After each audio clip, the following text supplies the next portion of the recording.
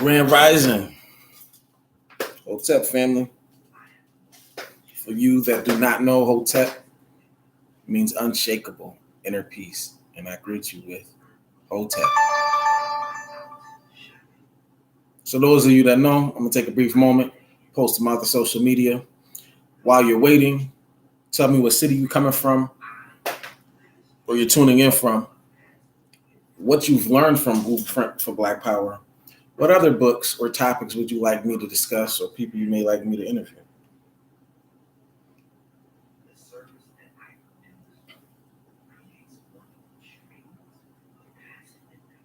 Mm-hmm.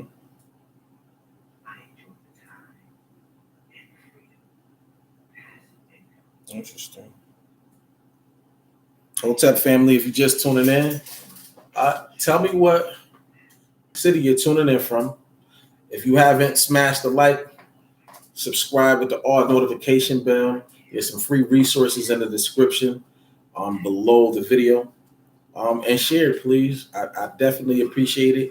If you donate or if you share, or if you like, may the ancestors return the same favor to you 1,000 times fold. Ashe. And if you don't know what Ashe is, it means so it is, so it will be. Ashe. So yeah, man. It's taking me a second, so just please give me a second. But tell me what city you coming in from. Yeah. Let's see what's going on right now. Oh, there we go. Yeah, what city you coming in from? Hotep family. Smash the like, subscribe, please share. Doesn't cost a thing to share. And may the ancestors return the favor 1,000-fold to you, whether you donate, whether you share, whether you like, or all of them. Yeah.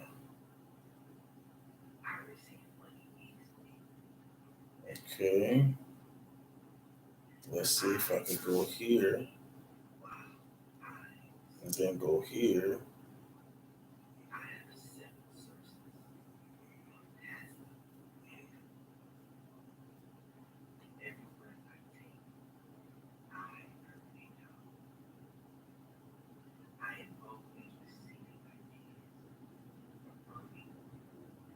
Yeah. So if you're just coming in, please smash the like, subscribe by hitting the notification bell. Check the description to see if those free resources are something you're interested in. And if so, go ahead and please take advantage of them. If you donate or if you do any of the other above, thank you first and foremost, but also may the ancestors return that favor 1,000-fold to you. I definitely appreciate it.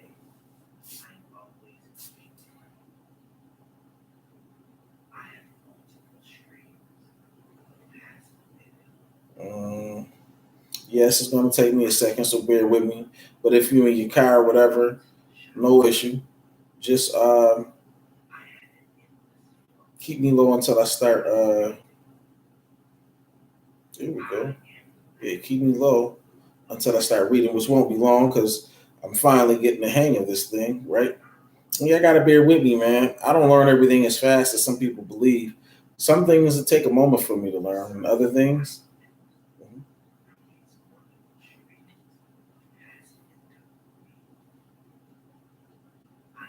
I get right away. But not everything.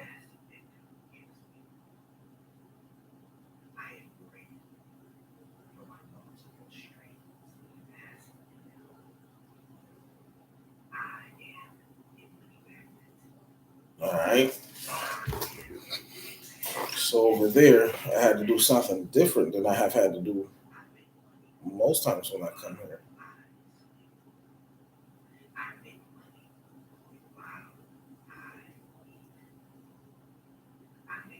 Yeah.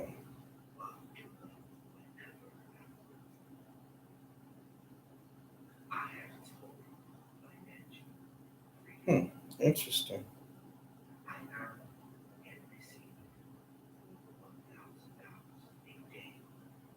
Now,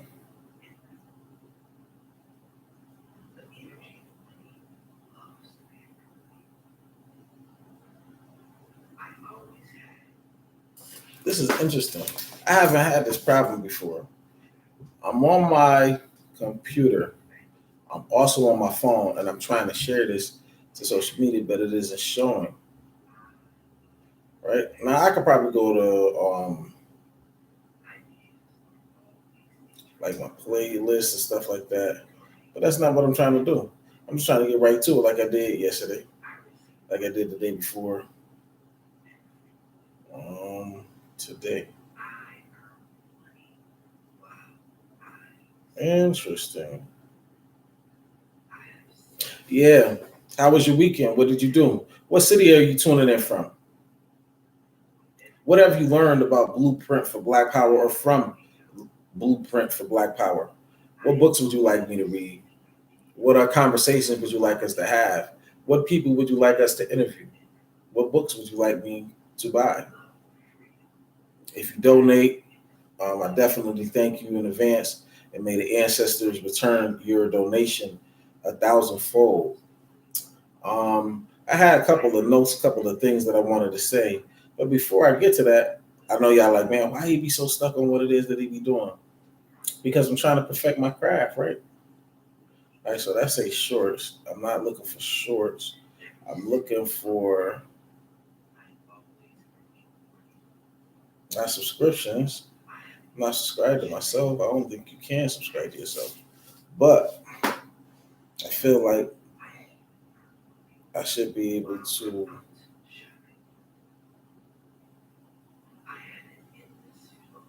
share this as I'm recording, right? Yeah, it's taking me a while today. Pardon my tardiness. But please share, please smash the like. Tell me what city you tuning in from. I want to see how far this reach goes. So this is today, dude. That's my history. I don't need history. Can I go to my videos?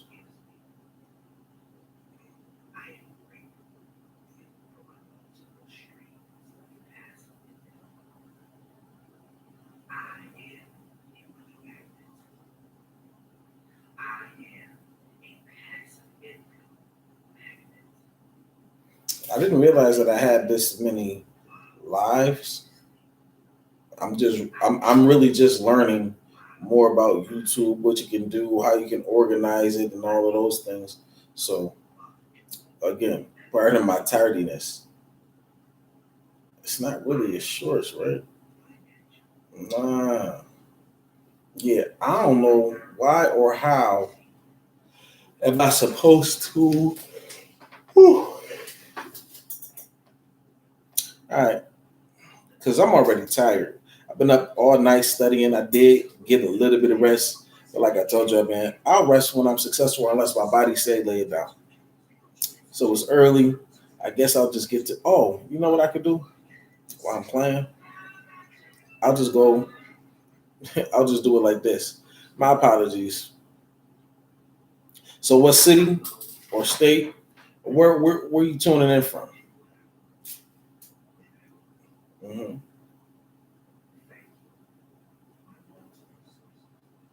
There we go.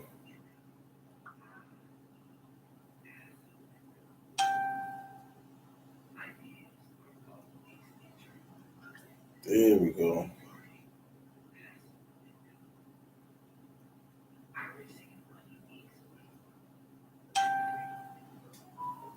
There we go.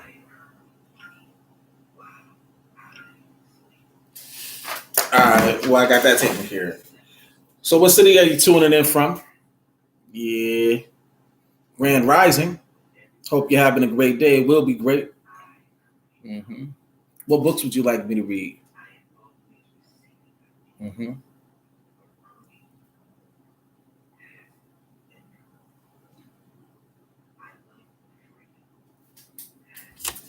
How do you like words to grow on? And have you checked out my new playlist, specifically No Chaser? I really like the No Chaser list. I like Boots on the Ground too. I was looking for more Dr. Khalid Muhammad, some more Dr. Naeem Akbar, and there's countless others, Sheikh Anthony Dr. Clark, Dr. Ben. There's so many, Shahrazad Ali. Dr. Francis Cress Wilson. Oh, you know what? Grand rising to all ancestors known and unknown. Ashe. Sister Bird, Elder Yancey. I miss Elder Yancey. Me, Elder Yancey, and a young man, um, Aaron, we marched on the first Race First rally in Buffalo from Johnny B. Wiley Stadium down to 1353 Jefferson, where we held and convened our Race First rally.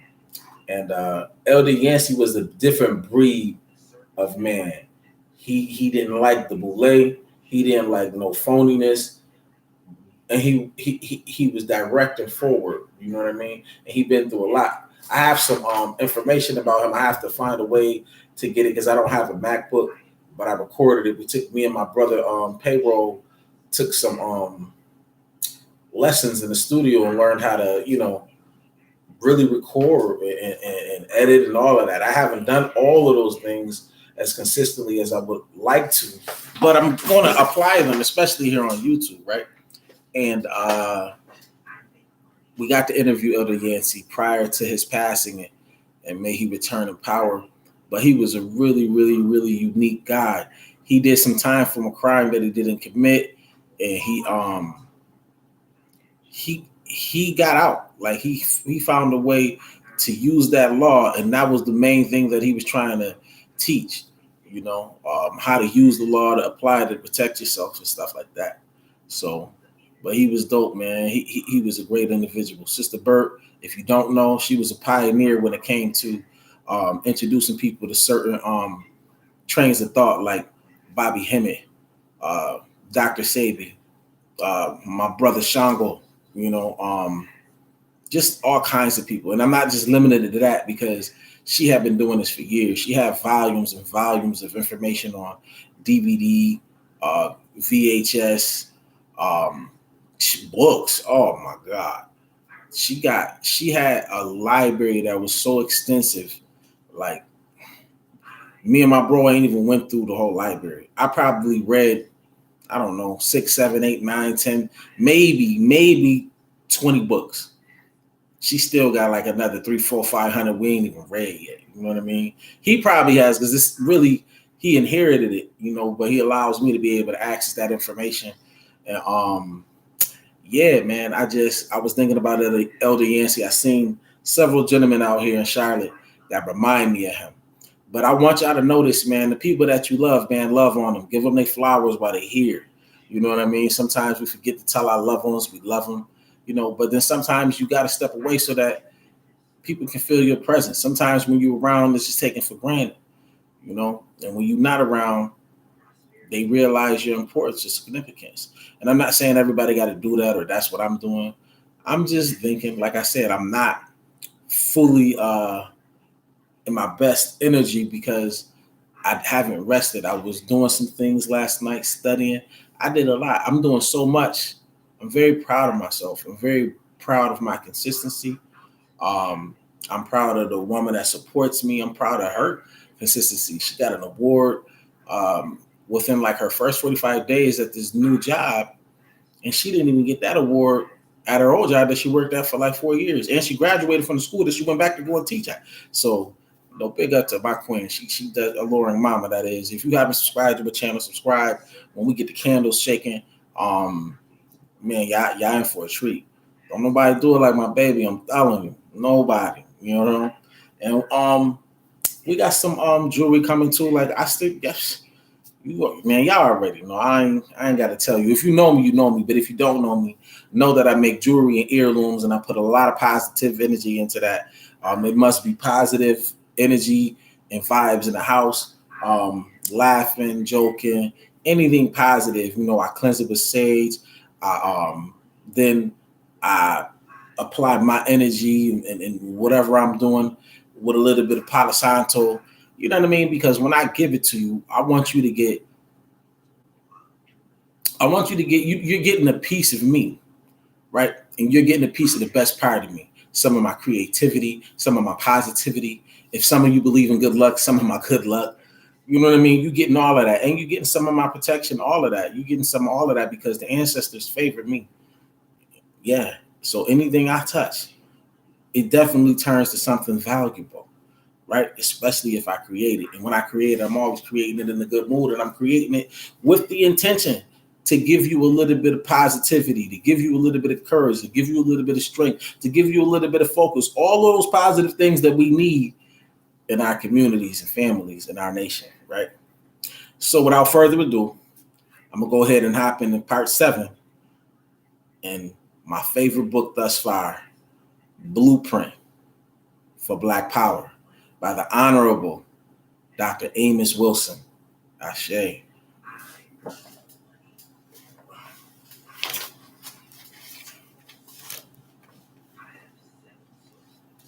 Ethnic solidarity and power.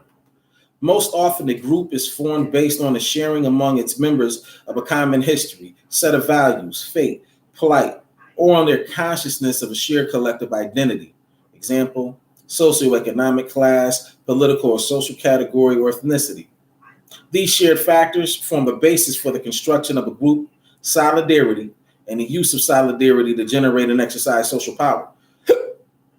With regard to solidarity and its relation to group power, Galbraith makes the very important observation that an organization wins submission to its purposes outside the organization only as it wins submission within. The strength and reliability of its external power depend on the depth and certainty of internal submission. He further notes that the power of an organization depends on association with access to and application of other forms and sources of power. There is an interesting circularity,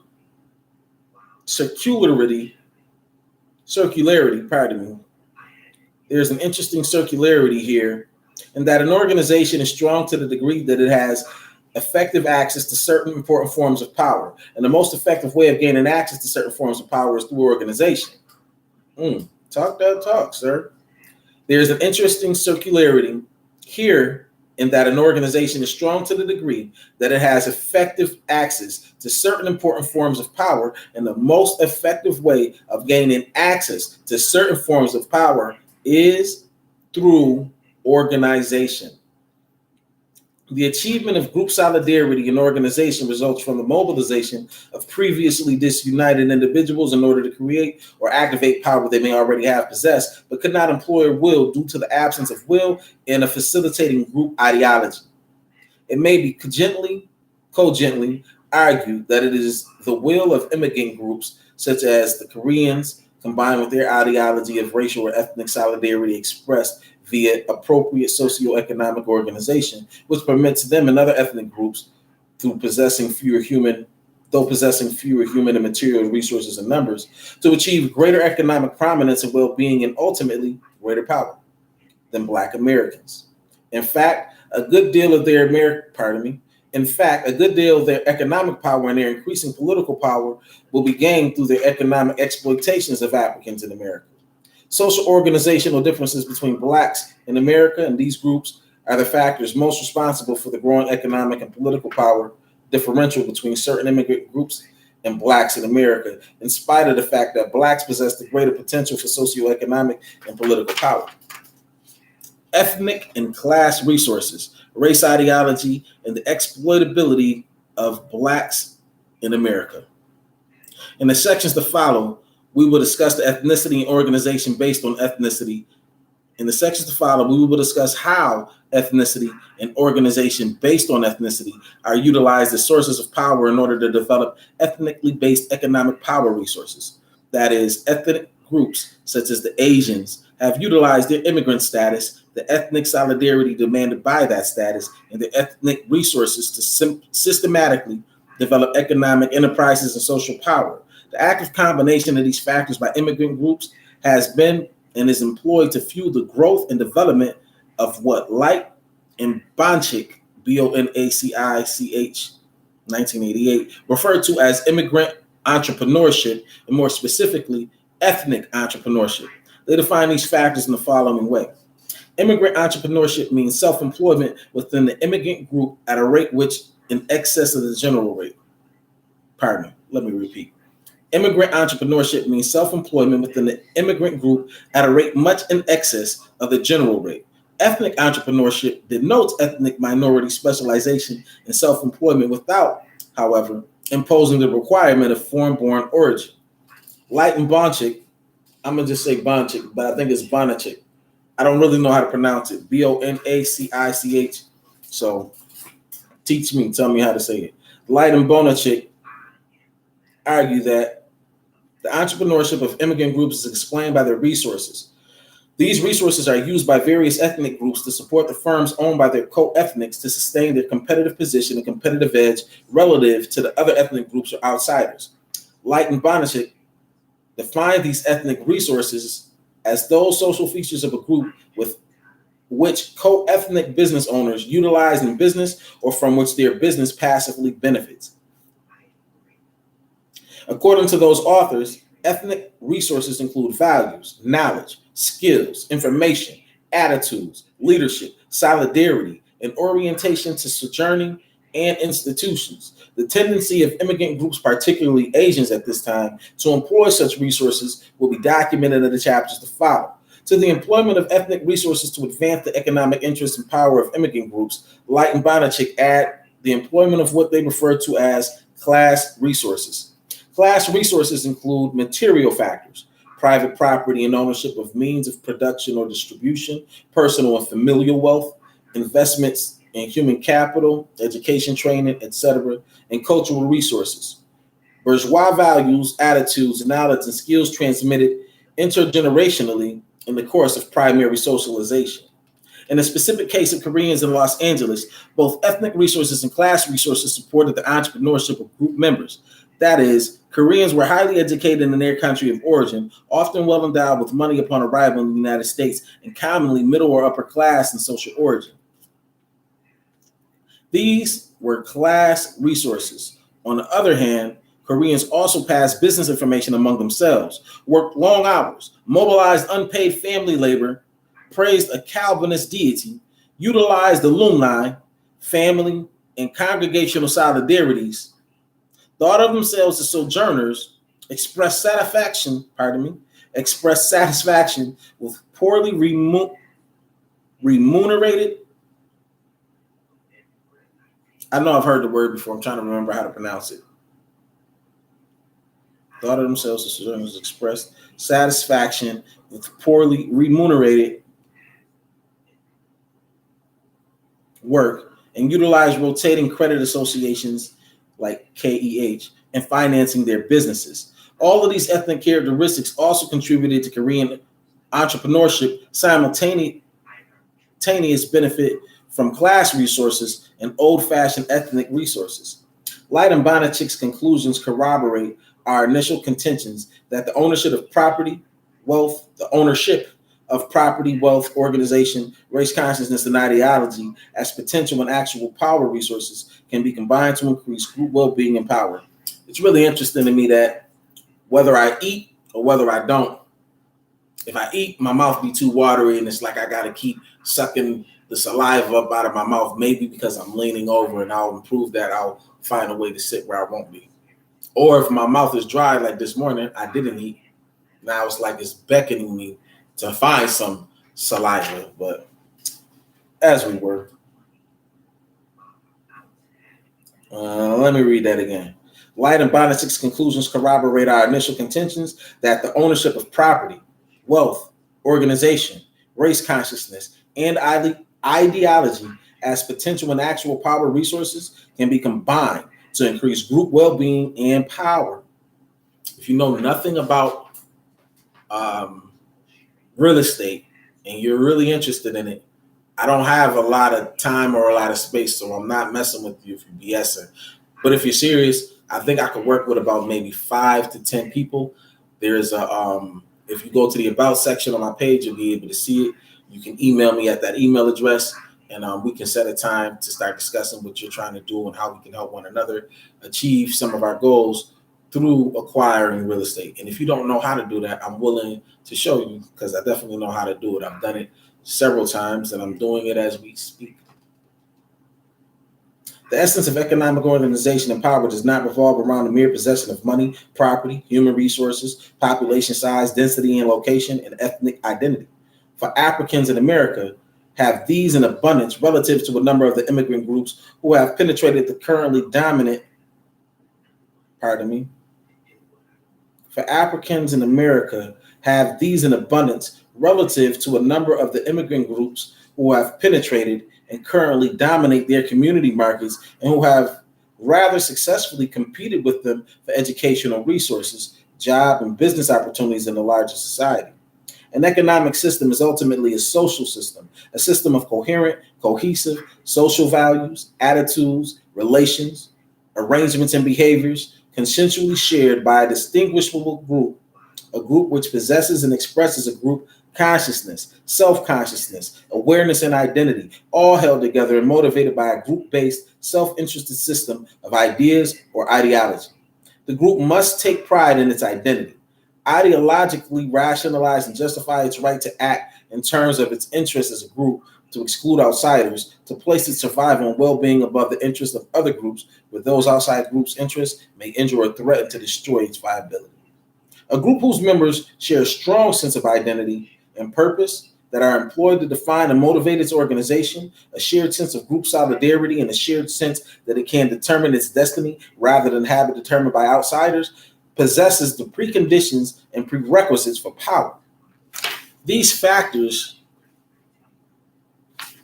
and orientations coalesce to form a group-based idea system, philosophy, or ideology, which in turn provides reasons and rationales for the construction of social institutions and social structures by whose means power can be generated, enlarged, and effectively applied. We, like Burley, are convinced that a philosophy or idea structure, in the instance of this discussion and ideology debates group or identity and interest, is a precondition of the formation of any organization. That is, it precedes the coming into existence of power in any form or at any level. The history of group economic relations in racist America demonstrates quite clearly that the ideologies of ethnicity, ideologies regarding group identity and interest, intergroup roles, relations, and positions have been and are key factors in struggles for group survival, advantage, defense, equity, achievement, and supremacy.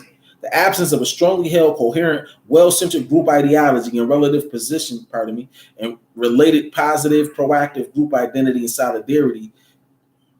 The absence of a strongly held, coherent, well-centered group ideology and related positive, proactive group identity and solidarity, even when that group may possess potentially powerful material and human resources, only expresses such a group to the most invariably rampant, shameless, degrading exploitation and domination by other groups who may actually possess relatively fewer material and human resources, but which do not lack aggressive group ideologies upon which are based their identity, organization, and solidarity.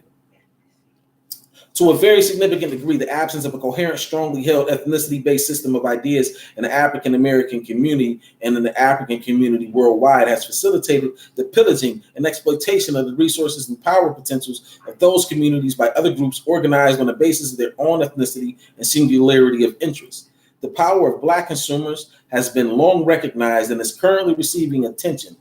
See Waking Up to a Major Market, Newsweek, April 6, 1992. Immigrant groups in the white American business community have taken note and advantage of the fact that Blacks in America represent an exploitable and rapidly expanding consumer market.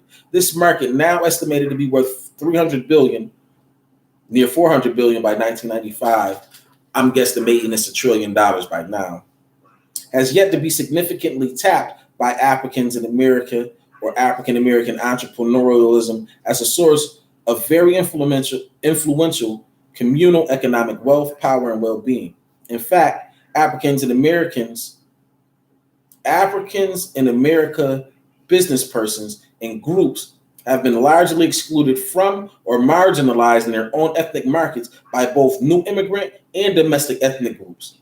At first blush, two broad interacting factors would seem to account for the domination and exploitation of the relatively large African American consumer market by other ethnic groups: the absence of a strongly held African-centered economic ideology and of a well-organized Black-owned and controlled market system on the part of the African-American community. Some argue that it is the attitudes and socioeconomic relations and natural organization of non-Black groups, their apparently inherent innate culture, penchant for hard work, to work long hours for self-employment, their use of kinship and communal networks to raise capital, their taking of individual responsibility, their drive for high educational and occupational achievement, and much else, which are responsible for their ability to outperform Blacks economically and otherwise. Let me repeat that. I might have lost you on that one. Some argue that it is the attitudes and socioeconomic relations and natural organization of non-Black groups, their apparently inherent, innate cultural penchant for hard work, to work long hours for self-employment, their use of kinship and communal networks to raise capital, their taking of individual responsibility, their drive for high educational and occupational achievement, and much else, which are responsible for their ability to outperform Blacks economically and otherwise. In this instance, non-African American groups appear to be naturally endowed with entrepreneurial initiative and talent, and African Americans to be naturally bereft of such factors. Before I continue, I just want to remind you, they kidnapped the prisoners of war from Africa who were architects, what we would call doctors, scientists, philosophers. They kidnapped skilled men and women and also fertile men and women. If that ain't the laziest thing I've heard, is they ain't build anything. We did. But they sitting here trying to explain that they worked so hard for economic and occupational achievement. Nah, y'all extorted a group of people that built this whole system that keeps exploiting the people that are the descendants of those you kidnapped, tortured, raped, brutalized, lynched, extorted, burned, domiciled, marginalized, redlined. I mean, we could just keep going, right? But let me get back into this. Such contentions and appearances are not supported by historical nor psychological investigation and evidence. Remember, I told you, if it's not historically responsive, do not fall for that. Don't fall for it. A lot of people will be like, oh, you don't pray to the same God. Well, tell your God to do this and do X, Y, Z. Tell your God to walk through a wall. But they ain't never seen their God walk through a wall. They ain't never even seen their God. They ain't never heard their God's voice, because all they hear is their voice, and they recognize their voice as God, but they don't recognize themselves as being the living attribute of God. And remember that God is a Greek word, gomerais, the bar, meaning strength, wisdom, and beauty. We didn't come up with that term. Someone else did. We got to stop allowing other people to tell our story.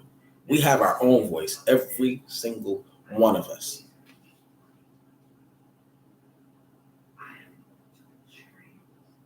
Such contentions and appearances are not supported by historical nor psychological investigation and evidence. The economic subordination of Black Americans is not the result of some erstwhile natural and anti-economic tendencies characteristic of their African genetic and cultural heritage. Black American economic subordination is the result of deliberate economic oppression by other groups, primarily the white American community, aided and abetted by immigrant groups, and secondarily, the result of the failure of African American leadership to forge a race-based ideological consensus and economic program. Such a consensus in a program is necessary if African Americans are to utilize their formidable ethnic resources to achieve power and liberation. The African American community must organize itself to take power. Suggestive forms for organizing the community to achieve Black power are presented below. Before I read that, remember, I always say, race first at all times, and at all times, race first. Again, you can go all over this country, and you will see a little Italy, a little Poland, a little Germany, a little anything else you want to name, any other ethnicity, but you won't see a little Africa. And when you do see parts of Africa, you see it in small sections, and it don't be like a whole city. Nah, you'll see a little store here, mom and pop there, barbershop there. We got more barbershops and beauty salons than anything, and there's nothing wrong with that, because they tend to be some of the best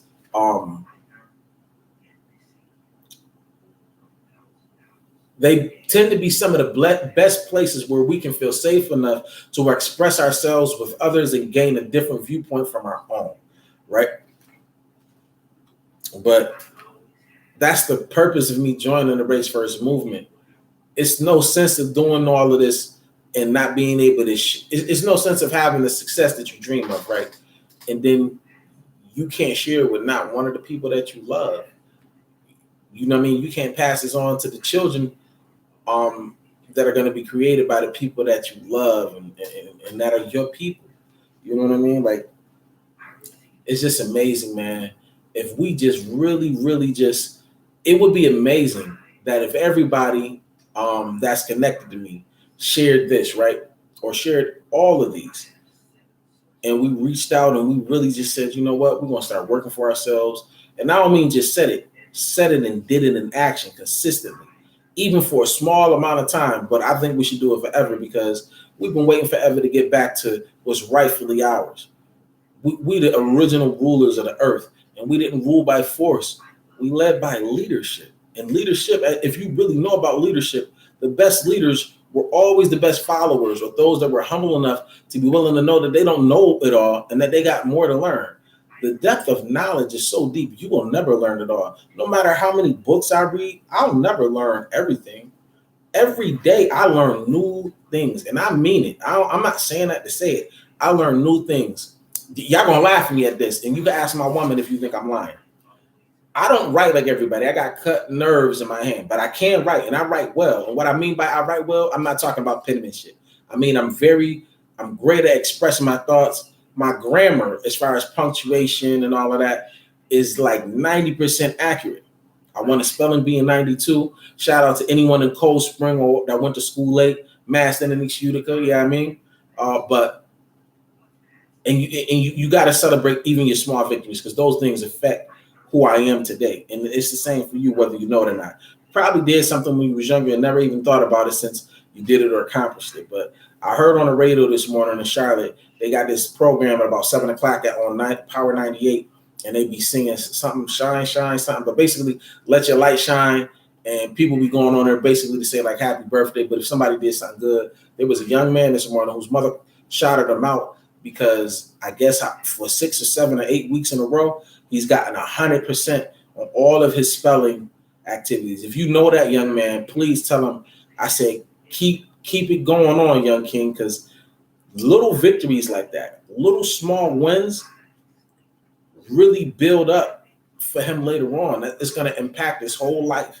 You know what I mean? And it's the same for you. There's something that there's many things that you should be proud of. I know I went off subject a little bit, but my point is the reason I joined the Race First movement, I already understood the need. I already was on the mission with my brother Shango, with my brother Lion, with my queen Jaquana, with anyone else, the African conscious worship. I can't forget them because that was essential to me. You know what I mean? But we overdue, man. And ain't you tired of struggling? You already in pain. We might as well get a reward for it.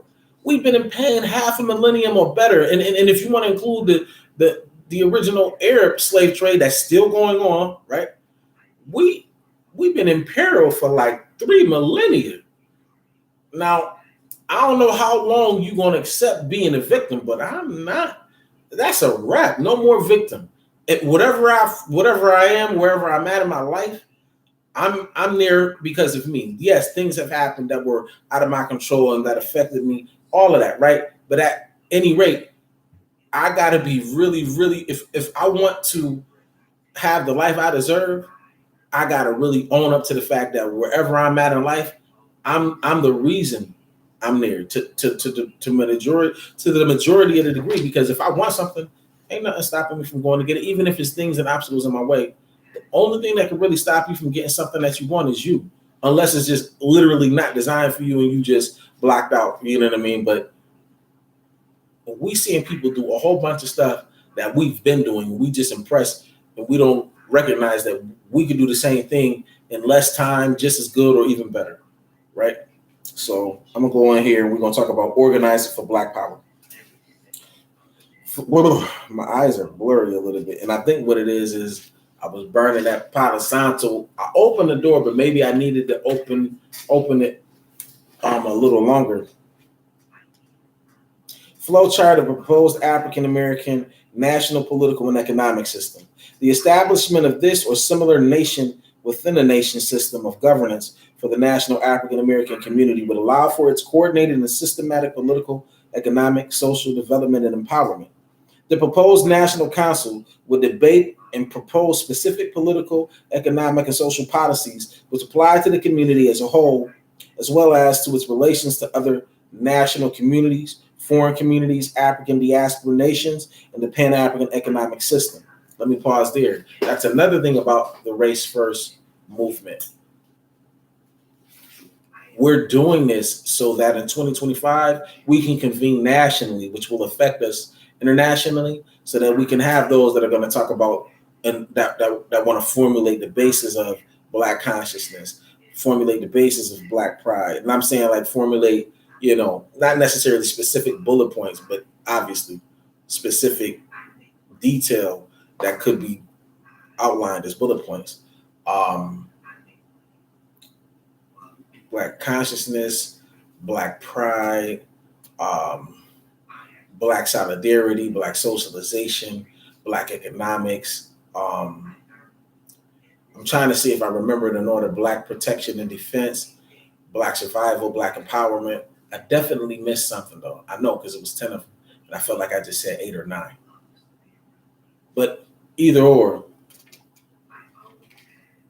I'm still a little tired, but that's okay. I tell my lady, be like, when do you go to sleep? And I be telling her like, yo, on some realness, like, sleep. Ain't sleep the cousin of death. I'm a rest. When my body say rest, I'm a rest. When my mind say rest, I'm a rest. But I'm gonna push myself till I'm successful where I need to be. And the reason that is, I see a lot of y'all go to work every day. You'll argue with somebody in your house before you go against the grain of what they tell you to do at work. And I understand that you got to make a living. I get it. I really do. But man, you would kill yourself going to work. Some of you been working so long, you don't know what to do outside of that. You know why? Because that isn't that so robotic? Oh, I can go here, I know what to do, and that's it. And they're gonna pay me. They're gonna pay you in exchange of a couple of dollars, literally a few dollars. I don't care if you're getting paid $30. It's a couple of dollars compared to what you're making them. Trust me. If they're paying you $30 an hour, know that what you're doing probably is significant to them making $3,000 an hour. Yeah. What's 3,000? What's $30 when I'm making $3,000? Even if I'm only making $500 an hour off of you, what the hell is $30 to me? Nothing. The cost of living. That's the cost of success. That's what it is. It ain't the cost of living. It's the cost of success, right? But you can do that same thing, man. I promise you. You might not start off doing it like that, but it's a build-up. Things happen over time. There's a lot of things that I've been doing, and I can't wait for y'all to see the fruition of the things that I've done, the seeds that I've sown. I can't wait for y'all to see this harvest. You know what I mean? But in due time, I'm going to be patient and I'm going to keep persevering. And I'm hoping that's encouraging you. Man, listen, 4 felonies. You heard? I mean, they took me right off the streets at my prime and put me in prison for a crime I didn't commit. I got a large story. I got a story that a lot of people can relate to and that a lot of people will be surprised by. And you'll be surprised how often stories like mine happen. And I'm willing to bet it's something like 1 in 5. And it might be it might be bigger than that. It might be like 1 in 3, And I'm not the only one, so I'm not going to sit here and act like, oh, my life was harder than anybody else's or anything like that. Nah, man. At the end of the day, man, I am thankful to be here. I am thankful for all of those, whether they came for a moment in time, that came into my life and taught me things, whether intentionally or unintentionally, that taught me how to move, taught me how to respect myself and others, taught me how to believe enough in myself to be willing and be brave enough to make mistakes, even at times, maybe humiliate myself to learn what I needed to learn so that I could succeed. Because my testimony will be able to help others. It'll be able to help others like me raise themselves from deaf, dumb, and blindness to seeking and obtaining the life they deserve. You might look good. Your house might be nice, but is that all you deserve? Is going on trips and coming back with no money and no progress all you deserve? Shouldn't you be able to take you a trip every month if you wanted to? Shouldn't you be able to teach your kids what's important to you and set the rules and regulations for them? Because what's going on right now, the government is all up in our family business, and I don't know who gave them permission. They ain't got permission from me. I ain't signing nothing on it. I ain't got permission from me. Ain't nothing. I love my son. I love Nijan. I love my daughter Zahara. I love them. And I'm not saying that with words. My love isn't this mushy gushy love, and I'm not saying that ain't a part of it. But my love is also by my example. My love also comes with truth that's hard for some people to digest or receive. Yeah. I've been the same individual to a degree as far as being a kind-hearted person all my life. But every moment, every year, I got wiser. And I'm going to continue to get wiser. And I know I always told my children that they greatness resides within them. And I mean that. I don't mean that just because they're my children. I know what's inside of me. I've seen what I've done. I've seen what I've overcome. And if they're the best part of me, oh my God, wait till y'all see what they do. Yeah. But not just them, my nieces and nephews, man, listen, my family is amazing. You heard? My friends are dope. And I don't mean that like illegally. I mean, man, they are fire. My squad, my inner circle, some of the realest people I ever met in my life. And I've been all over. If you don't know me, man, I've lived in Fresno, Yuma, Arizona, Fredericksburg, Virginia, so Atlanta. I've been so many, Syracuse, Baltimore. It ain't a borough in New York I ain't been in or didn't travel to repeatedly, right? And I love Brooklyn. I love Brooklyn. I like Manhattan too. I love the law school in Mecca. Oh, I love the law school in Mecca. But yeah, man, I travel, man. I got millions of miles under these feet. You heard? For real. All right, y'all. As y'all see, I keep getting off a subject, so let me get back to that because that's why we here. Sometimes y'all got to jump in and tune in and tell me like, big dog, focus, big dog. You ain't slept. You ain't really steering us wrong, but you losing us. I don't want to lose y'all. I want to put y'all in the right position, and I would love to just interact with some of y'all. And I know what's coming, so I'm gonna continue doing what I'm doing. Now, what was the last thing? Oh, that was the date.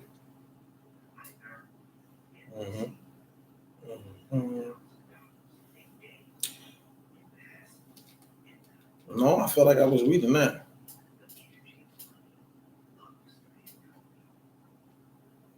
The economic subordination of Black Americans is not the result of some erstwhile natural anti-economic tendencies characteristic of their African genetic and cultural heritage. Black American economic subordination is the result of deliberate economic oppression by other groups, primarily the white American community, aided and abetted by immigrant groups, and secondarily the result of the failure of African American leadership to forge a race-based ideological consensus and economic program. Such a consensus and program is necessary if African Americans are to utilize their formidable ethnic resources to achieve power and liberation. The African American community must organize itself to take power. Suggested forms of organizing the community to achieve Black power are presented below. Organizing for Black power. Flowchart of proposed African American national political and economic system. The establishment of this or similar nation within a nation system of governance for the national African American community would allow for its coordinated and systematic political, economic, and social development and empowerment. The proposed National Council would debate and propose specific political, economic, and social policies which apply to the community as a whole, as well as to its relations to the other national communities, foreign communities, African diaspora nations, and the Pan-African economic system. The National Executive Offices will create and execute practical ways and means of carrying out the proposals of the National Council and monitor their success and effects on the national community.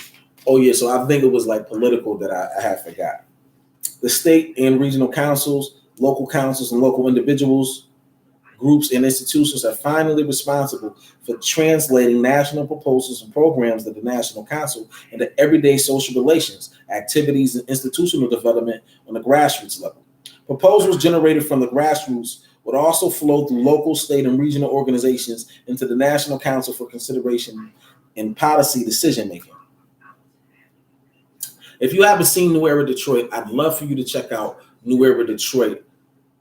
The way they operate and move in unison is how we all need to be operating. They are a great example of what boots on the ground is. And when I say boots on the ground, I mean anything that I'm doing to galvanize the community, teach the babies so that we can have our own and so that we can protect our own.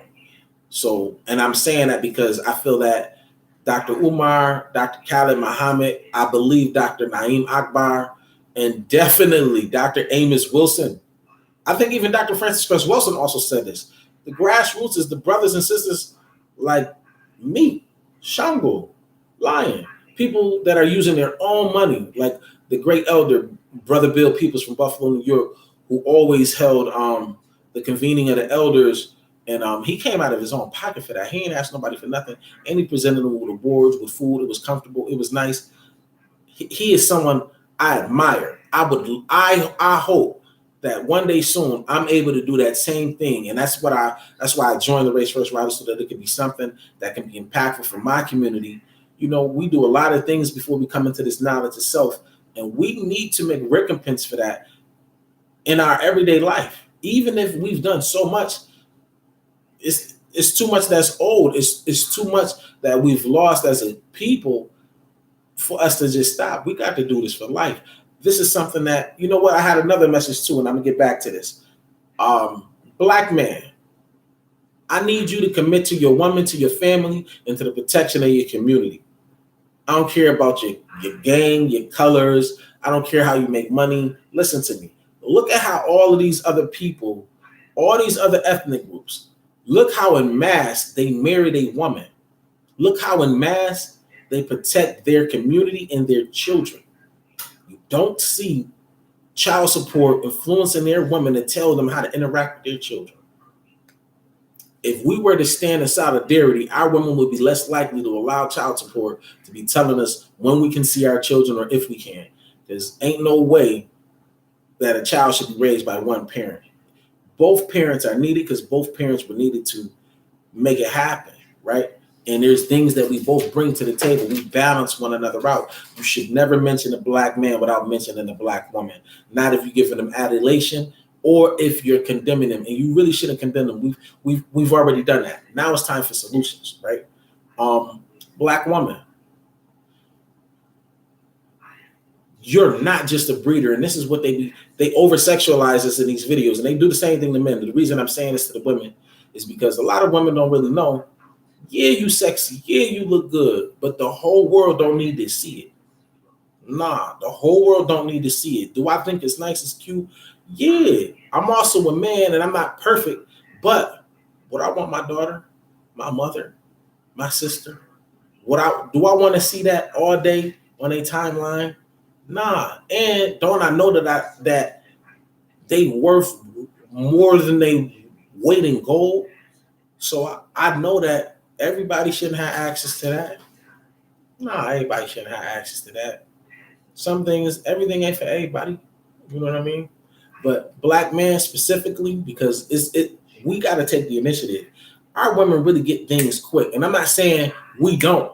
I'm saying in mass, our women somehow, some way have remained in cahoots with one another. We have fallen out with ourselves, with one another, and with our women, and some of us, even our children. We got to stand up, black men, and we got to come together, man. We just got to bite the bullet on this one, man. We got a lot of work to do as a group. You know what I mean? And I'm not excluding nobody. I'm not perfect. I'm not perfect. I have not seen my daughter in 12 years, and it's not because I can't go and see her. There's a lot of emotions that erupt in me when I'm not in control. I don't have the ability, or I'm not even gonna say I don't have the ability. When I'm subject to prison time or any of that for stating what's right and exact from my point of view, for my part, fam, I got a lot of things on my plate, and I'm only sharing this with y'all because I know it's a lot of men and women that go through this. But at the end of the day, I have an obligation to my children to not only be here so that when they're available to come to me. Now, don't get me wrong, they know my door is open, but they don't have the problems that other people have. Both of my children are smart, and they smart because they choose to be, not because I just passed it on to them. Yeah, I gave them something, but so did their mothers, right? They're a combination of the best of both of us, right? And I don't say baby mother. I don't have baby mothers. They're the mothers of my children, whether I get along with them or not. They're the mothers of my children. They're not my baby mothers. See, the way we say words, it shows where respect is. See, and where there lies respect, there lies opportunity for growth and development. I'm not ever going to shut the door on that. At the end of the day, I know that as soon as I'm as successful as I need to be, they still just a phone call or flight away. Literally, you know what I mean? It ain't like I don't pop up. Please don't forget that. The reason I don't pop up on my daughter like that is because that's not my territory. That's not where I'm from. And if you know anything about Mississippi, you know that ain't nothing like New York. Oh, it's some similarity. It ain't nothing like New York, though. And if you ain't been there, then you don't know what the fuck I'm talking about. Yeah, pardon my language, but yeah, I've been all through there. You know what I mean? Shoot, Memphis. Man, it's very few cities I haven't been to. Chicago is one of my favorite cities. Where else? I like San Antonio. I ain't gonna lie to you. I love Houston. Oh man, I love Houston. Woo, I love Houston. You know, I've never been to Dallas. Been to Flagstaff, San Diego, LA, Long Beach. I did like that beach at Santa Monica too. That was a little bit different. It was a little different than where I come from. Mm-hmm. Let's get back into this. I know y'all like, man, he just be going off. I do. I really do. But since I only got a couple of pages, just stay with me a little bit. You know what I mean? And we're going to go from there. The Black American nation within the nation. Well organized, socially coherent, and cohesive nation states provide the best means for the accumulation and exercise of collective power resources. To the degree that a social group can approach nation state status, even on an informal, non-declared level, it can create, accumulate, and maximally utilize its collective resources as media of its social power and will.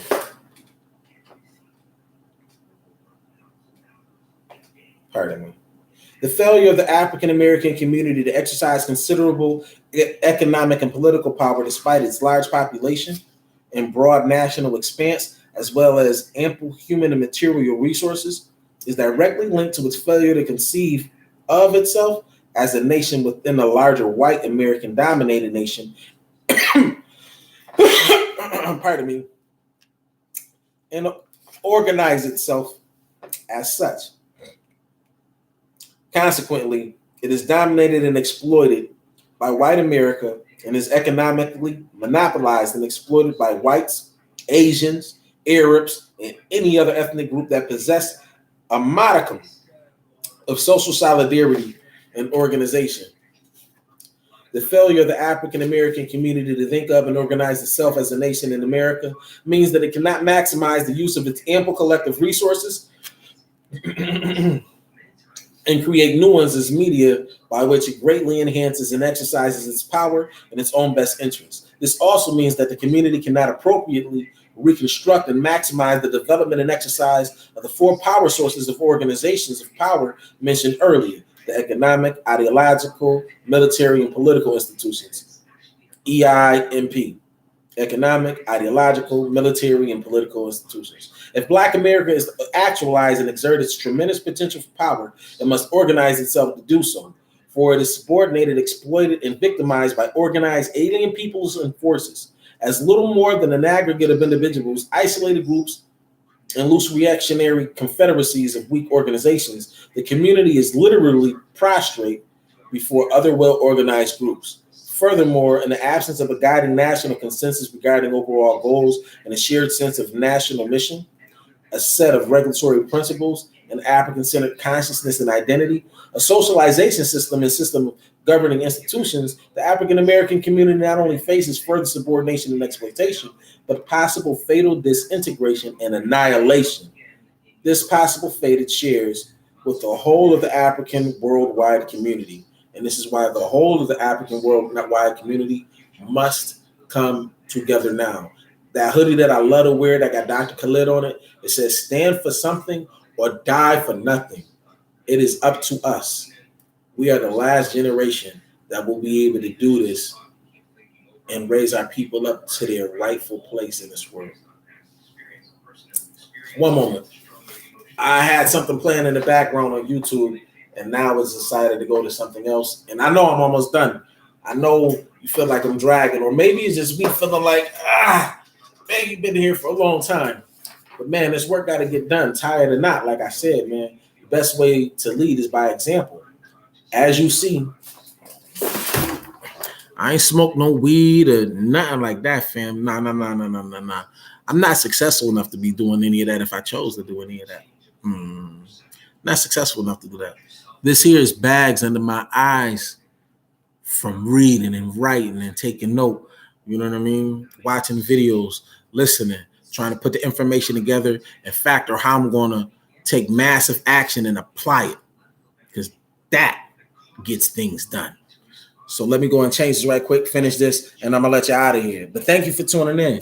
And if you're just tuning in, tell me where you coming from, what city you coming from. Tell me what you've learned so far with Blueprint for Black Power. Also, what other books would you like me to read? Who may you like me to interview, right? If you are watching this video and you are sharing it, liking it, or even if you donate so that I can, use those funds to attain more tools and books and possibly even more resources for you. There are resources in the description. Please go ahead and take advantage of that and may the ancestors return that favor that you give me 1,000-fold. I definitely appreciate it. Give me one moment.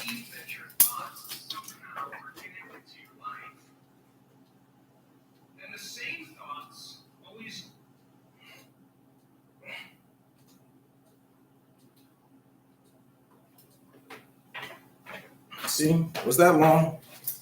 So yeah, make sure, even if you're watching this on a replay, which a lot of you will, because what I'm guessing is for the next month, a couple of people will watch, a couple of people to share.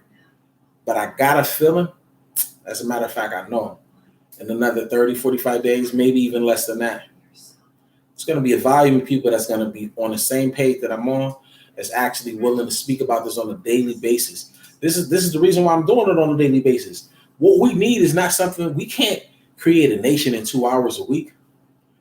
While we resting, there's a group of competitors that are already formulating how they're gonna market to you for Black Friday and Cyber Monday. Yeah. Yo, these people not smarter than you. None of them. They study in groups so that where one lacks, the others can build up. And then as they do that, they just raise their total level of consciousness together. This is what we do, and we do it the best. But we've been taught that we are one another's competitors, and we're not. If they can get away with doing something to you, they can get away with doing it to me.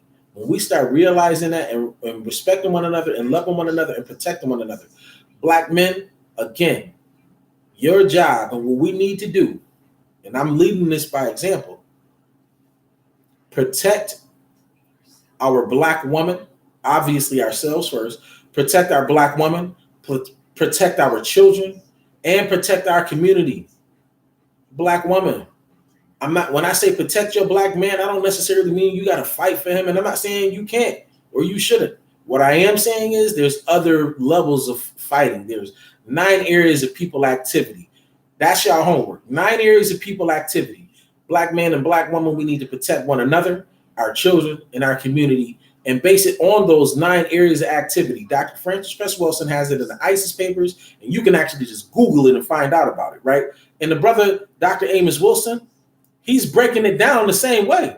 Like, I told you they go hand in hand because they on the same page. They came to the same conclusion. So did Dr. Bobby E. Wright, so did Dr. Jawanza, a whole cast of great men and women. I'm telling y'all, man, we come from the best stock out here of all time.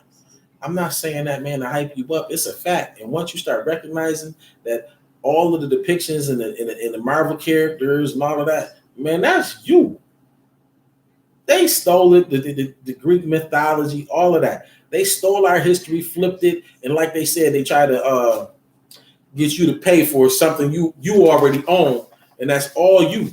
You know what I mean? You already all of that. Where am I? Is this the last one? I'm sorry. Oh boy. I just seen something in here that I'm excited to read because Chancellor Williams was incredible. His work is still incredible.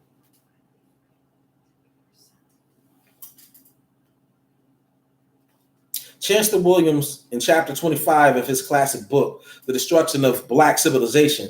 If you got that book, let me know. You can actually send it to me if you want me to read it, because this is a must read for all of us. We all should have our own Library of Alexandria.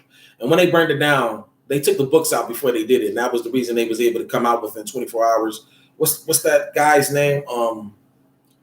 Socrates. I think it was Socrates, and he had all of these philosophies. He ain't thinking none of that, man. That was stolen knowledge, man. Nothing you seeing is new. It's just been refurbished and presented with a new polishing and a new look. It's just updated. You know what I mean?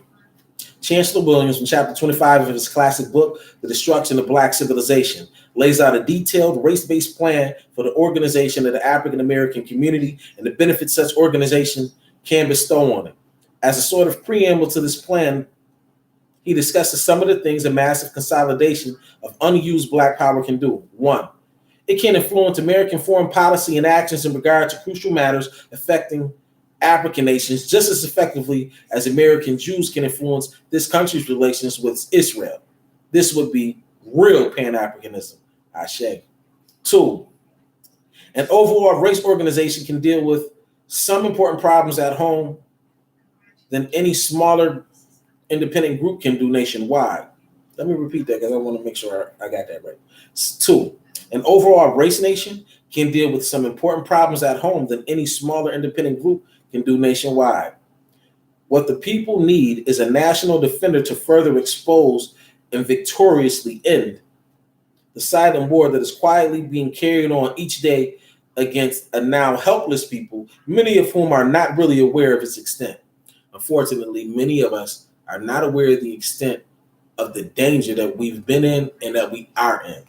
3, it can carry on a nationwide education program directly into the homes, reversing the poor and deprived homes' negative outlook to a positive one.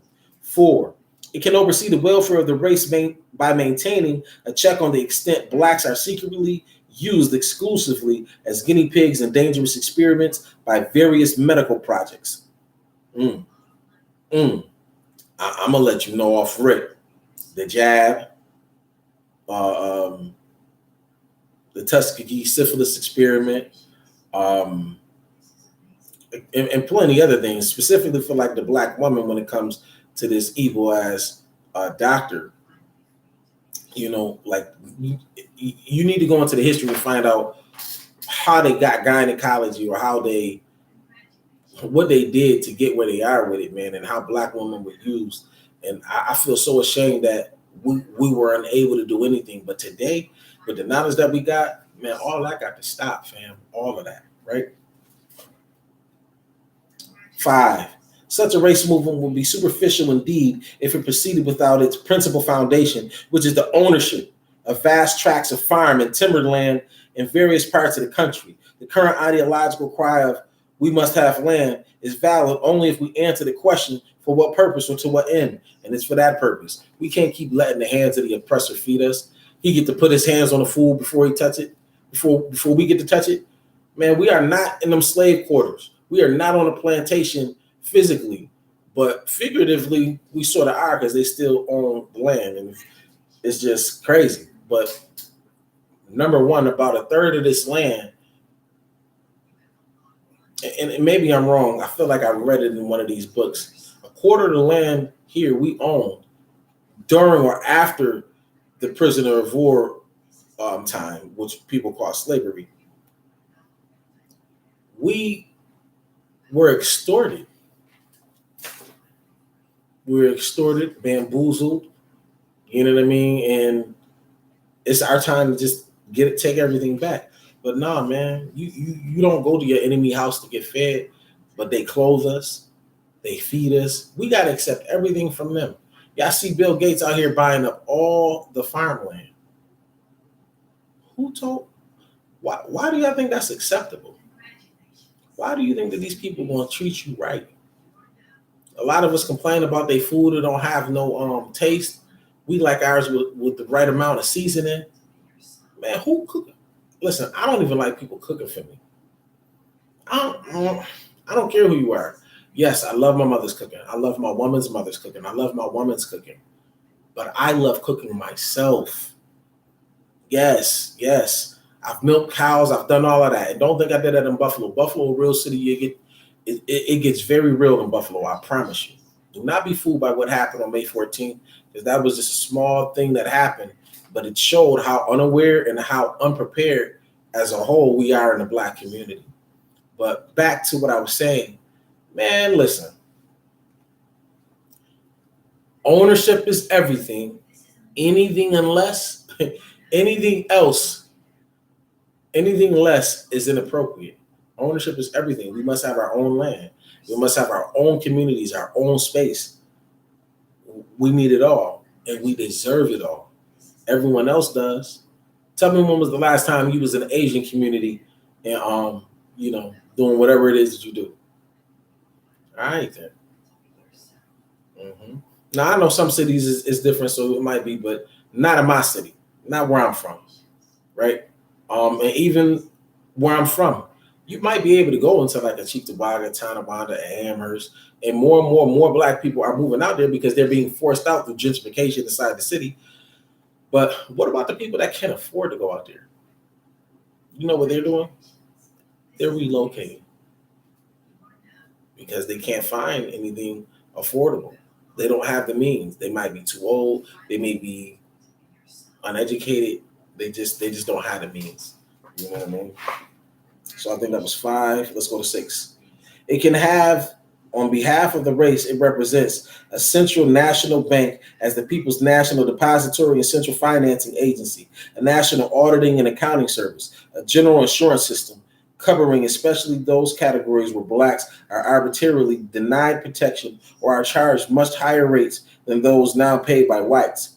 Home improvement, building, and small loans could all be handled by community credit unions, organized on a somewhat different basis than existing credit unions. For one thing, all community credit unions in various sections of the city will be united as one to reinforce each other's services when needed. Remember I said if we all took our money out of the bank today, and just even if all of us did it, if 10% of Black people took all of their money out of the bank today and put it in a Black bank, there are about 5 Black banks in the country, and we could definitely do it. But I just want you to see, you know what will happen? I'm telling you, you'll move mountains. See, when you start stripping these people of that wealth that they stole, and see, you ain't robbed them for that. It's rightfully yours. It's yours, and you just took it back. And you decided to not put it in their institutions so that they can be building interest while yours is just sitting there and you not. Because you do know that while your money is sitting in their banks, they're building interest off of your money and using it to make more money. But they want to give you 0.03% interest, and I think that's a year. Are you crazy? I take $100 and I turn that into about $400 or $500. Easy. Right? And I'm not saying every day, I'm saying I do it. Yeah, I definitely do it regularly throughout the month. Know that. Mm-hmm. Yeah, and we can all do that. That's not something that's hard to do. Where am I at now? 7, my favorite number. It can give hope and a new sense of direction to the thousands behind prison walls, and in time practically empty the prisons of those convicted of crimes for which the whites go free. The important thing, however, is that the youths, men and women, coming out of prisons would have something to come to, training or retraining for their much needed service and helping to build and advance themselves as they build and advance their race. They have never had such an opportunity. He ain't never lied. I know. I have 4 felonies, and I caught 3 of them when I was 17 for a crime I didn't commit. The other one, yeah, I did that. You know, I'm not going to speak on that. I did that. I did my time. It's a wrap, right? And that's all they're going to get out of me. That's it. I'm good. You know what I mean? But I know if I would consider myself as smart, even as a child. I consider not only myself as smart, I mostly follow the rules, except when I went girl crazy. Every now and then I snuck out or whatever, but primarily, even in relationships, I always follow the rule because I got into some stuff in like my first couple of relationships, you know. So it taught me not only to respect myself more, also to respect who I'm with a lot more. You know what I mean? And basically, ever since I've been a grown man, I've always really been a one-woman man. I've had a couple of women, living with a couple of women, been in a relationship with 2 or 3 women living together at the same time. But I'm gonna be honest, it can be fun, and if you got the ability to do that, that's cool. Me personally, I think Black men and women have missed out on what true love is for so long because a lot of us don't love ourselves first. So when you find true love, you don't even recognize it. You think it's a game. You think it's somebody out here just toying and manipulating, but toying with and manipulating you. But that ain't really the case, man. And I found that every woman that I've been with, the majority of them was, and it's not so much comparing them to being better than the last, but it made the next relationship much better for me.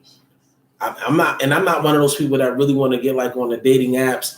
I've done it.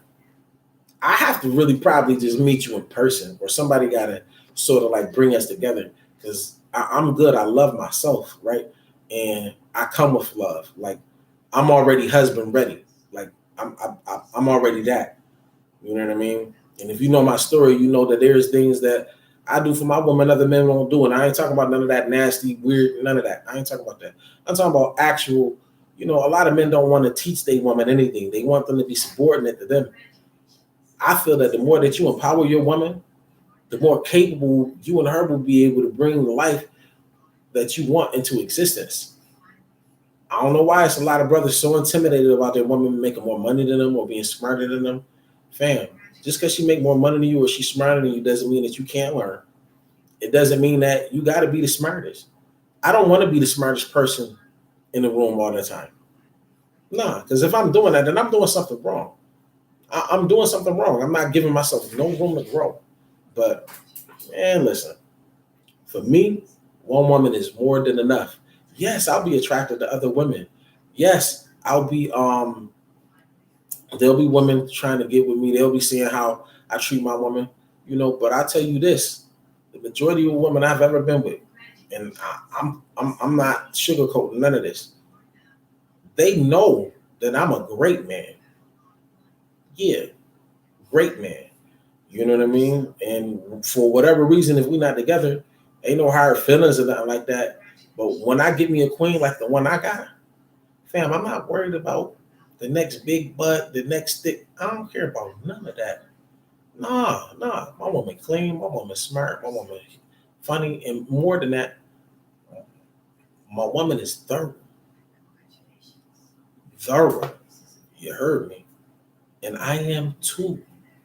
And it took me a long time to find someone like her.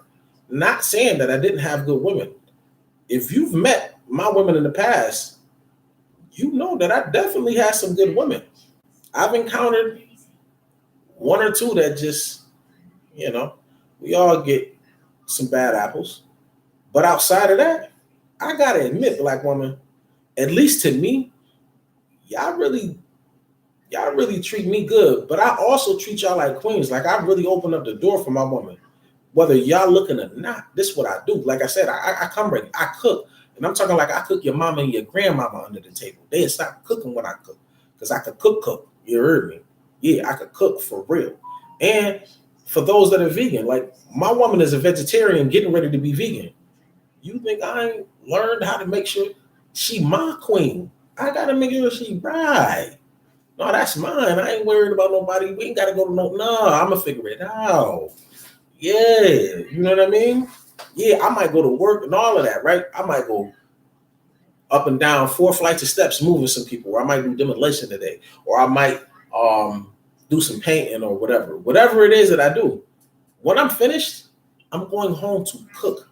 If I need to clean, because it don't really be dirty, but I'll clean, I'll mop, I'll take care of the bathroom, all of that. You know why? So she can relax. You know why I do all of that? Because when I decide not to do nothing, guess what's going to happen? I'm not going to do nothing. And guess what? I won't have to. You want to know why? Because I put in so much work with my woman. She got me. She got me. You know what I mean? And I'm good with that. I'm actually good with that. You know what I mean? That's what I feel like when they say a man should be providing. It's not just all of that money, man, because money don't make the man. Man make the money. Yeah. Yeah. My baby might make a little bit more money than me today. But eventually I'm going to be making more money than her, or we're going to be making more money together. So it doesn't even matter. No, I don't care if she made more money than me. I could care less if she sold more houses than me. It wouldn't even matter to me. You know why? Because that's not the purpose of us being together. We balance one another out and we help each other grow in all ways, shapes, forms, and fashions. Yeah, that's true relationship material. You heard? You know what I mean? And we set our own rules. All of that, getting married through the man. Listen, if you my queen, that's what it is. I'm gonna treat you just like that. Because, like I said, I already come ready. I'm already a husband. I'm already a king. I'm already God. Yeah, all that. Yeah. 8. The great change in outlook and the new inspiration that would come to Black children and youth are immeasurable. Just to know that their parents are engaged in and actively a part of a great movement will give a new sense of worth and dignity. It will no longer be necessary to shout in unison, I am somebody. We are great if we are an active part of a great movement. Talk that talk. African Conscious Workshop. If you're in Buffalo, New York today, the African Conscious Workshop is going on 4 p.m. to 6 p.m. at the Meriwether Library. If I'm wrong, I'm wrong. But most Mondays, they're open. I'm in Charlotte, so I won't be there today. But I will be popping up soon, and I can't even tell you when. But I will be popping up soon. That's home. You know what I mean? I'm always going to go back home to visit. Always. Finally, and obviously, none of the above can be achieved on a nationwide scale without a nationwide movement of several million members organized as a race, working as a race for its interests as full-fledged American citizens. Williams proceeds to go much further than outlining what a nationwide African American organization for Black power can do.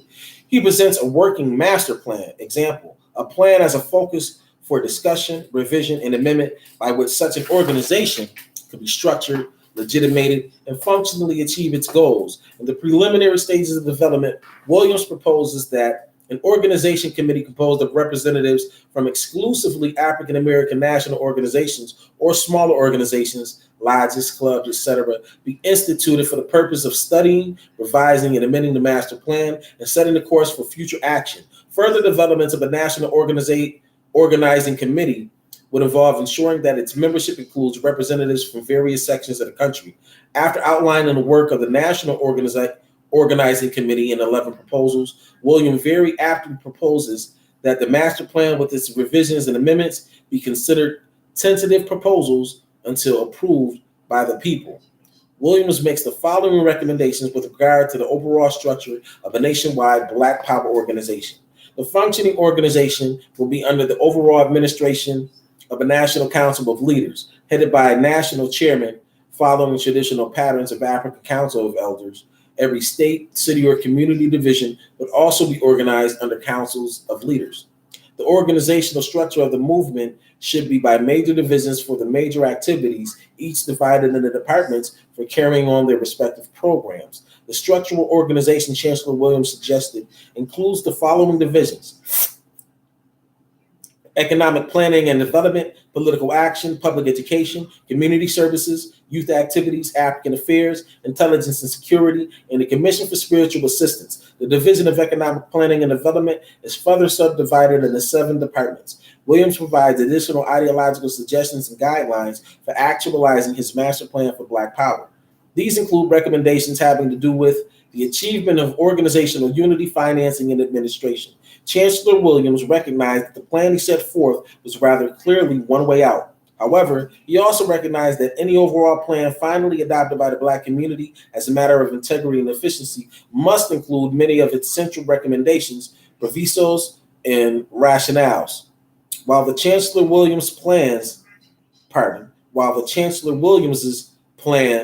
is a grand one in terms of scope and vision as well as detail, and no doubt a bit daunting, it or some similar plan must be actualized if the African American community is to empower itself to the maximum extent possible. A number of prototypical organizations in some of the areas and divisions proposed by Williams already exist. Their invigoration, expansion, and Afrocentrization would do much to move them toward a good fit with the Williams model.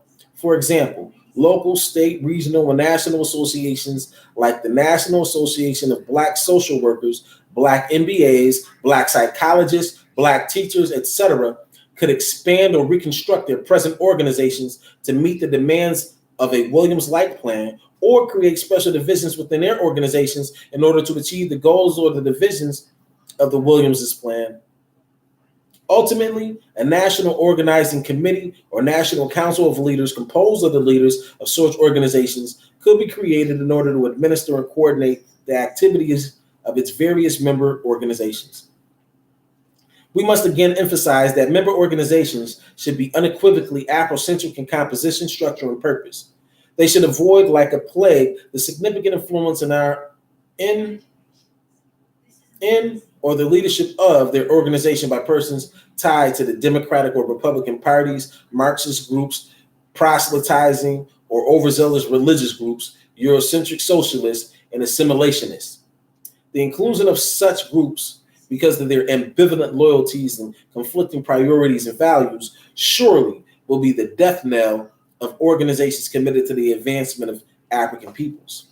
The work and goals of a national system of divisions, as prepared by Chancellor Williams, or of more specialized organizations of the types we just discussed, should be fortified and supported by an open-minded, creative, and productive Afrocentric policy formation and planning network. This network, let me repeat that because I know I stuttered a little bit. The work and goals of a national system of divisions as proposed by Chancellor Williams, or of more specialized organizations of the types we just discussed, should be fortified and supported by an open-minded, creative, and productive Afrocentric policy formation and planning network. This network, as we shall discuss later, would in basic outline and function parallel that of the white elite policy formation process, also to be described later. This network, like its white counterpart, must include independent Black-funded foundations, institutes, study or seminar groups in order to develop and provide education and training regimes, research and analytical reports, political and economic development experts, and personnel when needed with the African American and Pan-African communities. I thank you for sitting through this if you did. I appreciate you sharing, liking, commenting, donating if you have.